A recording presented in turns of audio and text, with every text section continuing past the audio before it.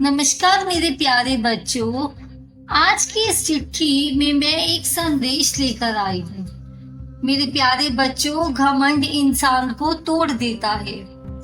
बेटा, पहाड़ जितना ऊंचा पेड़ भी तब तक ही सीधा खड़ा रहता है जब तक उसकी जड़ें जमीन से जुड़ी रहती हैं। जिस दिन इंसान अपनी जड़ों को भूल जाता है, उसी दिन उसका गिरना शुरू हो जाता है।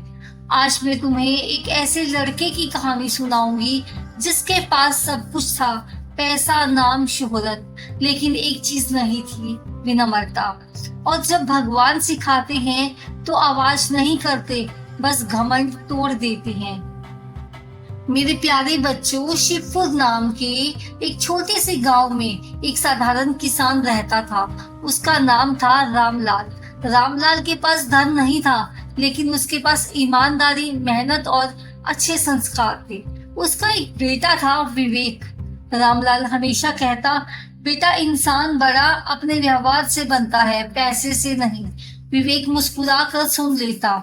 कुछ सालों के बाद विवेक शहर चला गया।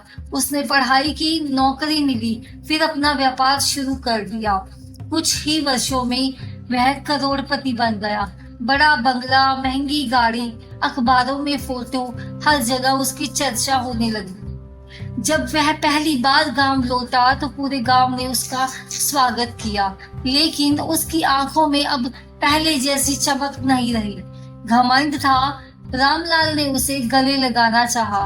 विवेक बोला, पिताजी, मेरे कपड़े खराब हो जाएंगे। रामलाल का हाथ वहीं रुक गया। उन्होंने कुछ नहीं कहा, बस धीरे से मुस्कुरा दिए। रात को माँ ने कहा, बेटा, शहर बड़ा हो गया है, लेकिन क्या तुम्हारा दिल भी बड़ा हुआ? विवेक हंसकर बोला, माँ, आज की दुनिया में सीधा आदमी कुछ नहीं कर सकता, पैसा ही सब कुछ है। माँ चुप हो गई। अगले दिन स्कूल के बूढ़े गुरुजी रास्ते में मिले। उन्होंने प्यार से कहा, कैसे हो विवेक बेटा? विवेक ने सिर हिला दिया, न पैर छुए, न उनका हाल चाल पूछा। गुरुजी मुस्कुराए और बोले, जिस पेड़ पर फल आते हैं वह झुक जाता है, और जो सीधा खड़ा रहे, समझ लेना अभी उसमें फल नहीं आए। विवेक ने उनकी बात पर ध्यान नहीं दिया। धीरे धीरे वह अपने पुराने दोस्तों से भी दूर हो गया। उसे लगता था अब उसका स्तर अलग है। एक दिन उसने अपने पुराने घर को देखकर कहा, इस पुराने मकान को गिरा दो, मेरे मेहमान आएंगे तो क्या सोचेंगे? रामलाल की आंखें भर आई। उन्होंने बस इतना कहा, बेटा, घर पुराना हो सकता है, लेकिन यादें कभी पुरानी नहीं होती। कुछ महीनों के बाद विवेक ने बहुत बड़ा निवेश किया। उसे पूरा विश्वास था, मैं कभी हार नहीं सकता। लेकिन बाजार अचानक गिर गया। कंपनी को भारी नुकसान हुआ। बैंक ने नोटिस भेज दिया। साझेदार साथ छोड़कर चले गए। एक दिन वह उसी ऑफिस में अकेला बैठा था जहां कभी लोगों की लाइन लगी रहती थी। अब फोन भी नहीं बज रहा था। जिसे वह अपना दोस्त कहता था, वह भी गायब हो गया था। हार कर विवेक गांव लौट आया। पहली बार उसने अपने पिता को खेत में काम करते देखा। रामलाल ने उसे देखकर मुस्कुराते हुए कहा, आ गया बेटा। ना कोई शिकायत की, ना कोई ताना मारा, बस एक पिता को प्यार मिला। और विवेक फूट फूट कर रो पड़ा। उसने रोते हुए कहा, पिताजी, मैं हार गया। रामलाल ने उसके कंधे पर हाथ रखा और बोले, नहीं बेटा, तू व्यापार में नहीं हारा, तो उस दिन हार गया था जिस दिन तुझे लगा कि तू सबसे बड़ा आदमी बन गया है। उसी शाम गांव की दादी माँ ने विवेक को अपने पास बुलाया।